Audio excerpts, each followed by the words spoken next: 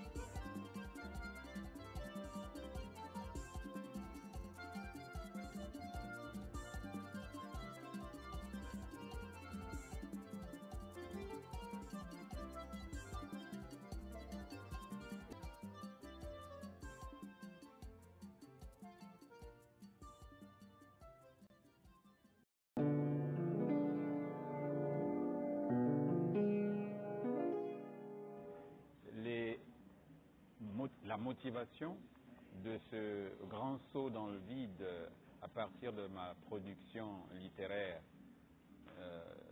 j'ai nommé la toute première œuvre La Flûte du cœur, ce n'est pas tellement un saut dans le vide, parce que depuis la tendre enfance, j'étais déjà un féru de petites histoires à raconter à partir des sujets de rédaction qu'on nous faisait faire par nos maîtres de ce niveau primaire. Donc, cette habitude que j'ai acquise, encouragée par les maîtres, m'a amené à adopter et à épouser l'écriture, au point où j'ai continué au collège, j'ai continué au lycée, à l'université, à écrire de petites histoires, au point où, finalement, j'ai fait, avant même qu'il ne soit connu officiellement, un recueil de poèmes dans les cahiers de l'élève que j'étais, de l'étudiant que j'ai été, et enfin du fonctionnaire qui a fini par donner à ses apprenants mes premières œuvres poétiques.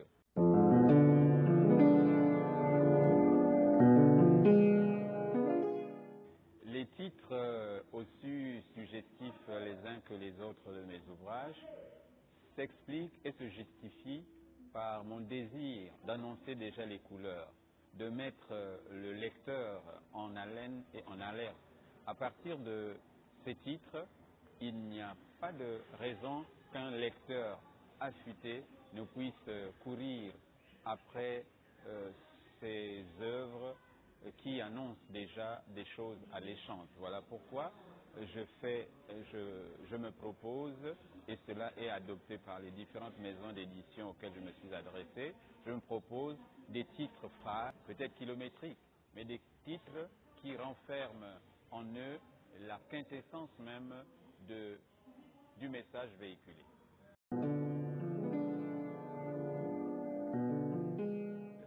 J'aime cette question. Donner la pleine mesure de mon talent dans lequel des livres, je suis comme le père d'enfants. Il est très difficile de dire que cet enfant, le premier, le second, ou le premier, le deuxième, le troisième est celui que j'aime le plus. Non. Moi, je dis que j'ai donné le meilleur de moi-même dans toutes les œuvres que j'ai publiées. Je donnerai le meilleur de moi-même dans les œuvres à venir.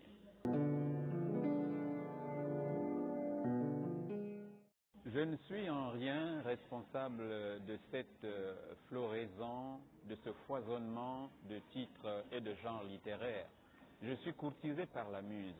La muse est une très belle dame, irrésistible, et qui vous communique son charme. Comment voulez-vous résister à un charme d'une belle fée?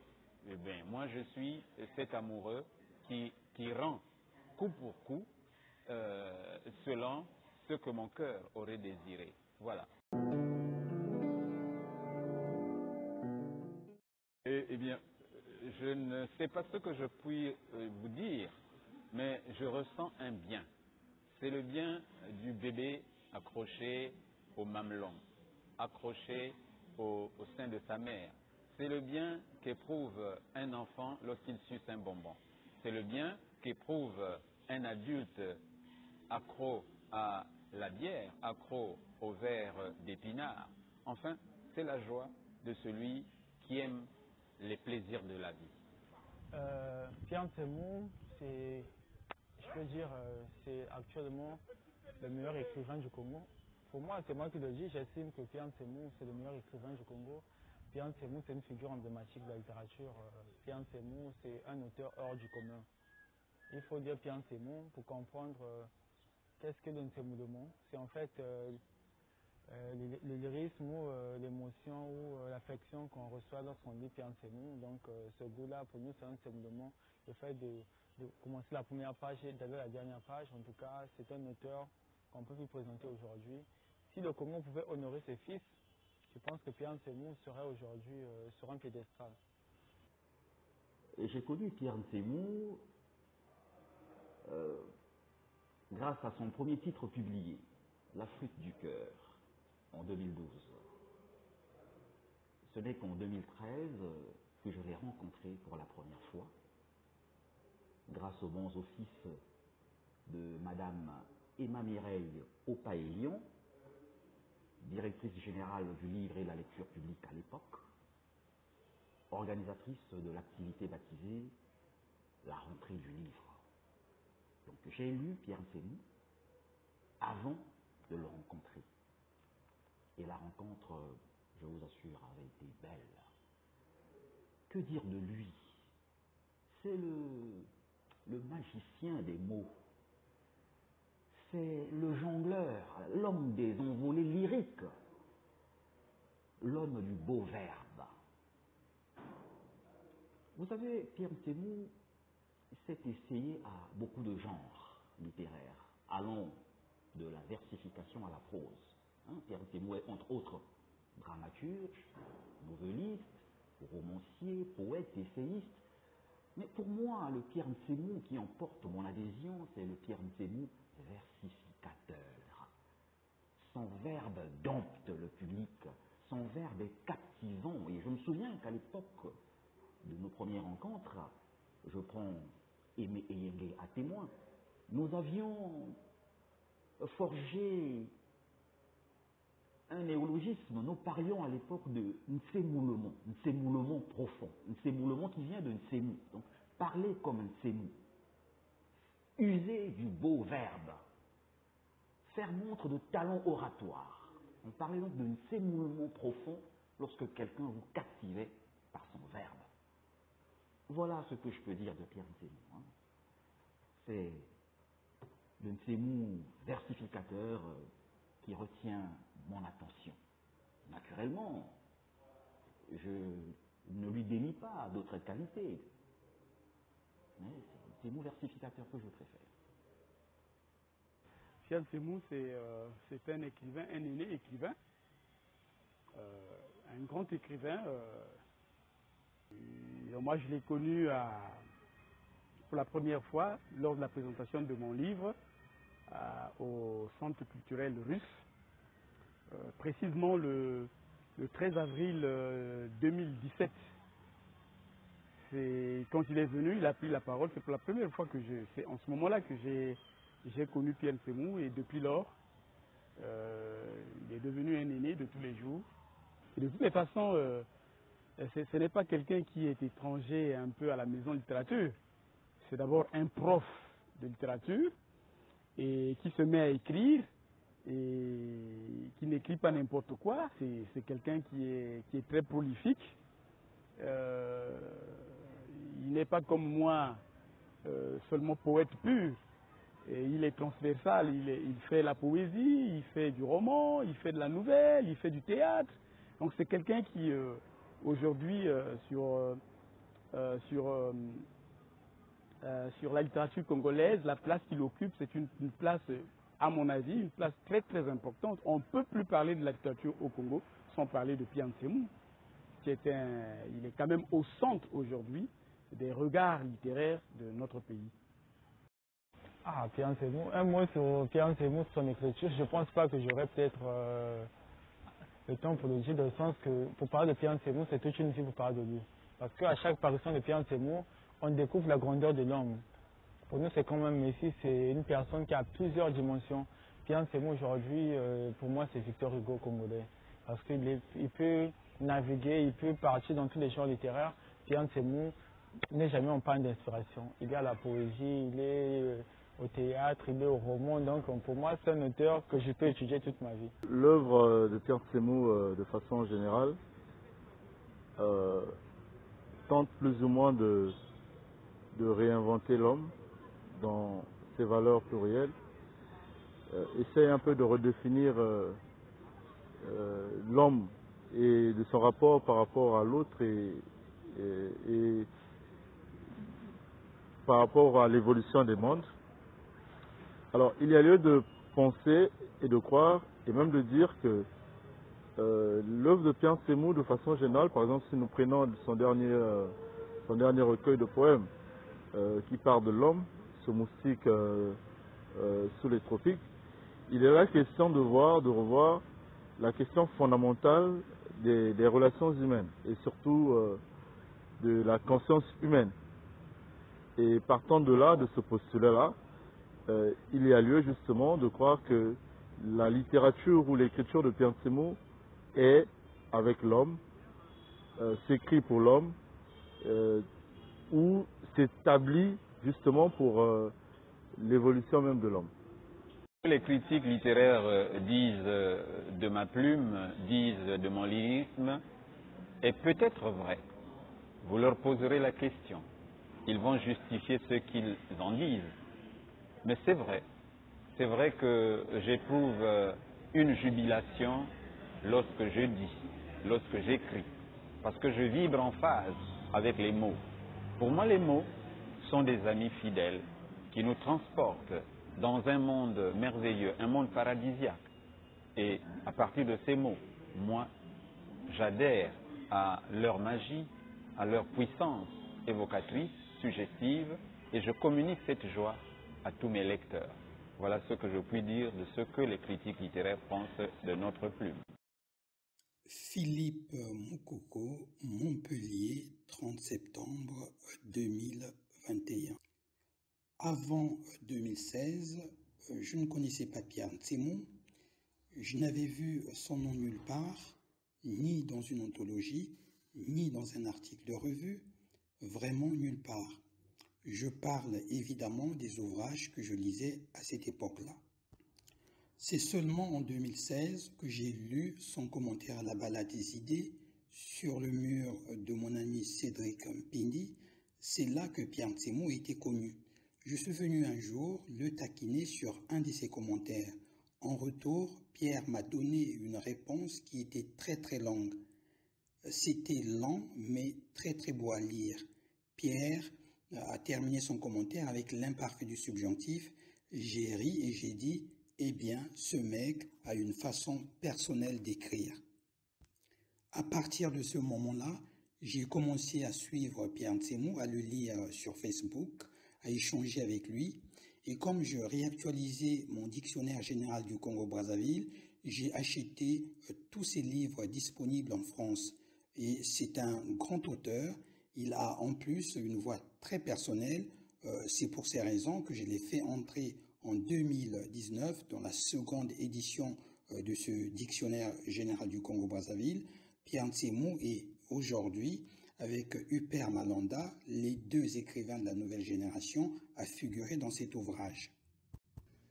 C'est très étonnant. En fait, je n'ai jamais rencontré Pierre Ntsemou. Quand il est venu en France, je n'étais pas disponible. Quand j'ai été disponible, il n'a pas pu venir en France. Voilà où nous en sommes aujourd'hui. Je n'ai que des relations virtuelles avec lui. Il reste que c'est un aîné que j'apprécie beaucoup. J'aime son ouverture et sa hauteur d'esprit. En fait, il est très populaire parmi les écrivains du Congo, sans doute parce que beaucoup ont été ses élèves, sans doute aussi parce que beaucoup reconnaissent ses qualités d'écrivain. Si on me demande aujourd'hui de parler de Pierre Ntsemou, je dirais deux choses. Il y a deux traits qui caractérisent l'œuvre littéraire de Pierre Ntsemou. Le premier trait, c'est son style. En général, lorsque les jeunes entrent en littérature, ils ont tendance à vouloir bien écrire. Cela s'est traduit par le respect strict des règles grammaticales enseignées à l'école, soit par un style fait de phrases courtes et bien équilibrées. Eh bien, ce n'est pas ce que fait Pierre Ntsemou. Il n'est d'ailleurs pas le seul à habiter ce territoire. Tshikaya Tamsi, Sonila Boutansi ou Alema Bankou y ont déjà occupé des parcelles. Par exemple, l'écriture de Tshikaya Tamsi est souvent abrupte, celle de Sonila Boutansi fourmille d'inventions langagères, tandis que celle d'Alema Bankou, notamment dans Vers cassé, est très orale, proche du style parlé africain. Pierre, lui, apparaît comme un gouverneur des mots. C'est le critique Mukala Kadima Nzuji qui a le mieux défini son style. Pierre Ntsemou a à la fois recours à la rime, aux métaphores, aux jeux de mots. Il expérimente diverses formes poétiques, le vers libre, le verset, le quatrain, le tercé, la rime, l'assonance, etc. Au final, Pierre donne l'impression que les mots, leur robe, leur texture, leur couleur ont plus d'importance que leur sens ou leur signification. D'ailleurs, les titres de ses livres le confirment. C'est pour ça que ses pairs lui ont donné des sobriquets très fleuris, Saint-Pierre de mots, le jongleur des mots, le grand couturier des mots. Saint-Pierre des mots, je n'en ai aucun mérite. C'est un pseudonyme dont le propriétaire est un jeune frère, un féru de belles lettres, un esthète de la langue de Molière, qui un jour, modérant une cérémonie de présentation d'un de mes nombreux livres à la préfecture de Brazzaville, dans mes envolées lyriques, lui en tant que modérateur, enthousiasmé par la réaction du public, s'est écrié « Oh là là, est-ce que vous venez de suivre l'évangile de Saint-Pierre des mots ?» Et la salle de surenchérir « Oui, c'est le Saint-Pierre des mots ». Le second trait de l'écriture de Pierre Ntsemou est aujourd'hui la prolixité. Autrement dit, Pierre montre qu'il a plusieurs cordes à son arc. Il est à ces jours, si je ne me trompe pas, l'auteur de 9 livres dans tous les genres, poésie, roman, théâtre, nouvelle, avec son dernier livre paru en 2020 intitulé « De la nécessité de la vérité », Pierre Ntsemou est également devenu essayiste. Pierre Ntsemou est devenu un écrivain complet et ils ne sont pas nombreux dans la littérature congolaise actuelle. Mon cher maître Philippe Moukoko, grand critique littéraire, un essayiste parmi ceux que le Congo de la littérature compte, a raison de dire de moi ce que l'on a déjà lu et entendu. Oui, ma plume est imprégnée d'humanisme. Ma plume tient à honorer une société où il y a des valeurs de paix, une société où la justice prime sur tout, une société où il fait bon vivre parce qu'on est tolérant. Il fait bon vivre parce qu'on comprend le prochain. Je m'imagine mal ne pas être en phase avec les valeurs de paix, avec les valeurs d'altruisme, de philanthropie, de générosité. Oui, j'ai été enfant de cœur, baigné dans l'amour du prochain. Je demeure un enfant de cœur, cette fois C-O-E-U-R, parce que c'est le cœur qui vibre et qui fait que l'on partage toutes les vertus de l'existence. Donc, la paix est une valeur cardinale pour Saint-Pierre des Mots.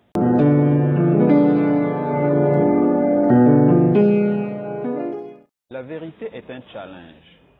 J'ai écrit de la nécessité de la vérité simplement parce que une vie sans vérité est une vie de tricherie, est une vie d'hypocrisie. Et la vérité sauve, la vérité soigne, la vérité soulage. Vivre de vérité, c'est transmettre ce que le divin a placé en nous. Parce que le divin cultive la vérité en l'humain. Le divin voudrait que chaque homme, chaque femme, chaque être humain ne dise pas autre chose que ce qui lui vient du fond du cœur. Or, aucun cœur humain ne saurait mentir à sa conscience.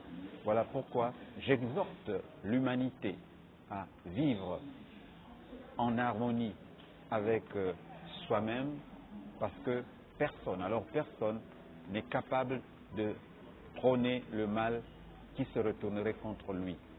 Voilà ma conviction et ma philosophie existentielle.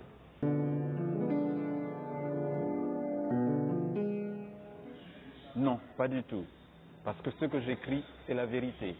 Et ceux qui sont tentés de censurer mes écrits censurent la vérité. Mais ils vont affronter quoi? Leur conscience. Ce n'est pas possible qu'on puisse censurer la vérité si tant est que la vérité délivre, la vérité soigne, la vérité sauve. Pourquoi censurer ce qui est bon, ce qui est beau et ce qui est bien? Pas de censure possible pour toutes les valeurs humaines. Je n'ai pas peur de la censure. C'est plutôt la censure qui a peur du poète, du romancier, de l'essayiste, du nouvelliste et du dramaturge. Parce que la censure va me rencontrer lorsque je dirai « Pourquoi vous arrêtez quelqu'un qui n'est là qu'un artisan de paix, de justice ?»